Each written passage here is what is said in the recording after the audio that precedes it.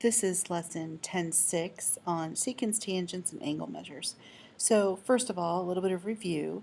Remember that we've defined a chord. A chord is a segment that has both of its endpoints on the circle. So as you can see here, the segment here would be a chord. If you stretch out the chord and turn it into a line, that's called a secant. A secant is a line that intersects the circle in 2 points. And then if it's a line that intersects the circle in exactly 1 point, it's called a tangent. And we've talked about secant segments and we've talked about tangent segments. So sometimes those are cut off and we just refer to them as segments. But by definition, tangents and secants really are technically supposed to be lines. So down here I've just named some different radii, diameters, chords. There's one tangent, there's one secant drawn.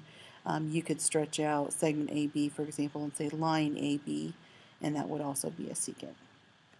Now, the idea that we're going to be focusing on in this lesson is finding angle measures other than ones we've already discussed. So the ones that we've already discussed are central angles, where if you have the vertex of an angle at the center of the circle, and you know that this angle measure is, let's say, 50 degrees, then that means that this arc measure is also 50 degrees. And then we talked about, that was how arc measure was actually defined. Then we also talked about inscribed angles. Inscribed angles are angles whose vertex lies on the circle and the sides contain chords. So if this is, say, 30 degrees, the arc measure is double, it's 60. So whatever this angle measure is, this arc measure is double. For central angles, whatever the angle measure, the arc measure is the same. Now those are kind of the two simplest kinds of angles that are formed inside of circles. In this theorem, this is theorem 1013, it says that if a secant and a tangent intersect at the point of tangency, so notice that the vertex lies on the circle. Now that is not an inscribed angle, so these two angles are technically not inscribed because it doesn't have both sides of the angle being chords of the circle. Each of those angles has, so then also this angle, each one of those has one side that's a tangent. So it doesn't quite fit the definition of inscribed angles, but they act like inscribed angles. So whatever this angle measure is, the arc that is intercepted by it will be double. So let's say this is x, that would be 2x. Okay. Now when I say x, I'm referring to this angle right here. So the angle is formed by a secant and a tangent. The intercepted arc will be twice the angle measure, and the angle is half of its intercepted arc. So on this side over here, this is the intercepted arc that would correspond to this angle. And so whatever this is right here, angle, I think it's B, well, I can't read the points, that angle right here, that whatever that is, you would double it to get to the arc measure. So if that arc is 210, for example, that would make this a 55, no, sorry, that would make that a 105 degree angle. Now notice that down here, this is a line down at the bottom, so if that was 105, that would make x 75 because they have to add to 180. And then remember that all the way around the circle, the arc measures would have to add to 360. So kind of things to keep in mind, that a circle adds to 360 degrees. The circle's arc measures add to 360. And then you'll have a linear pair down at the bottom at the point of tangency.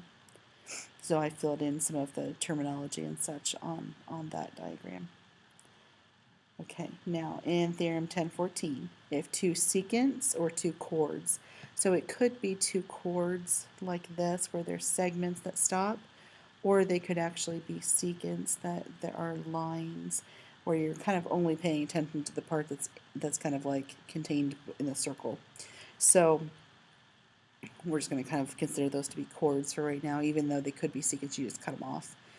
All right, so if you wanted to find the measure of angle 1, for example, the measure of angle 1 would be using, so angle 1 is right here, the measure of angle 1 would be using this arc, which is kind of like when we talked about inscribed angles, we talked about intercepted arcs. It's the same idea.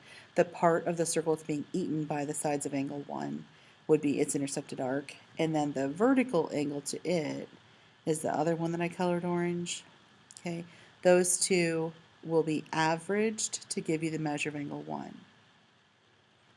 And then the measure of angle 2, it would have this inscribed, sorry, that intercepted arc, and then its vertical angles intercepted arc would be averaged to give you the measure of angle 2. Okay, so whenever the vertex of the angle is inside of the circle, and we're going to kind of ignore the central angles because the central angles are just nice and simple. You don't really need to use this formula on central angles.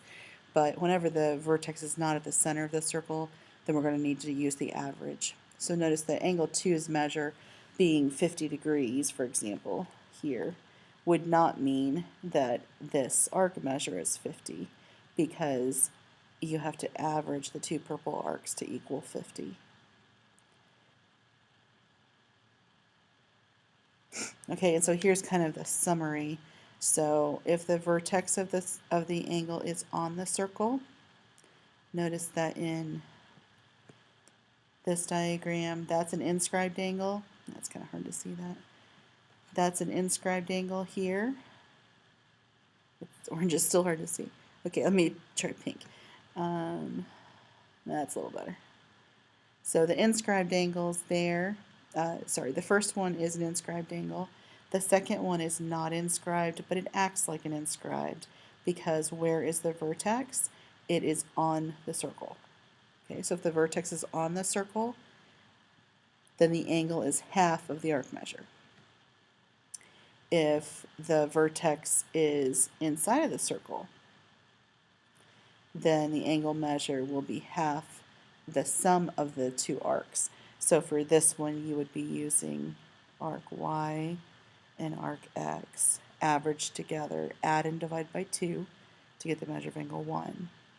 And then if the vertex is outside of the circle, so this could be either two secant segments, or a secant segment and a tangent segment, or two tangent segments. In that case, we'll subtract the arcs and divide by 2. So for this one, we would be doing, and you always subtract the bigger one minus the smaller one. So we would be doing the x minus y divided by 2 to equal the measure of angle 1. On this one, it would be x minus y divided by 2 to equal the measure of angle 1. And on this one, it's x minus y divided by 2 to equal the measure of angle 1. Okay, so they've written it as 1/2 the difference. You can also write it as x minus y over 2.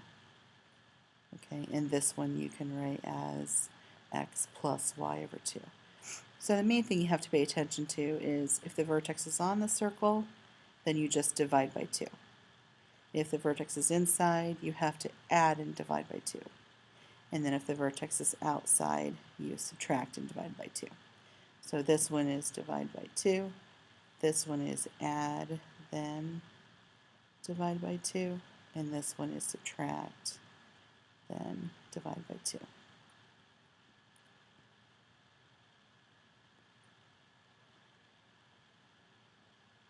Okay, so here's kind of the examples that would correspond to whenever the vertex is outside of the circle. So as you can see in this first picture, the vertex of this angle 1 is outside of the circle. So we're looking at just the part of the circle that's being eaten by the sides of the angle. So that's the 80-degree arc and the 20-degree arc. They're listed there. So you would take 80, subtract 20, and then divide by 2, and that would give you the measure of angle 1. Okay, now this one is 2 secants.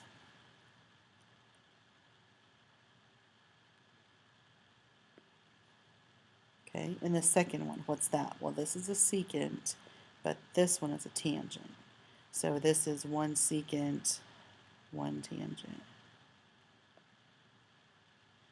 Now, it doesn't really matter that it's one secant and one tangent. What really matters is that the vertex of the angle lies outside of the circle.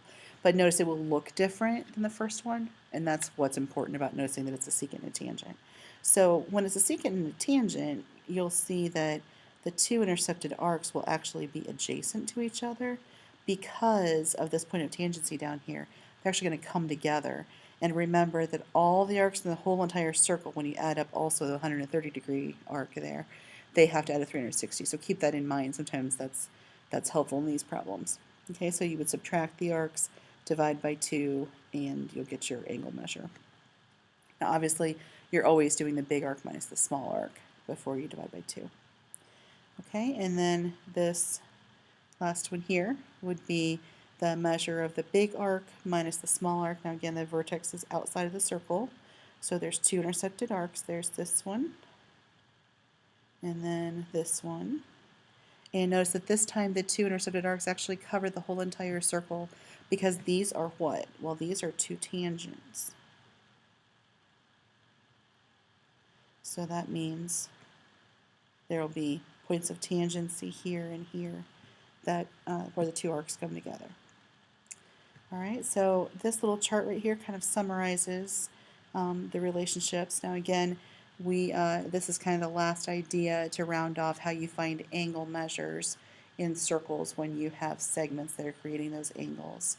So we'd already talked about central angles where the vertex is at the center of the circle. We had already talked about inscribed angles, and now we're discussing the other kind of angles where the vertex is on the circle but it's not inscribed, such as that picture where the vertex is inside of the circle, and then 3 situations that would have the vertex outside of the circle.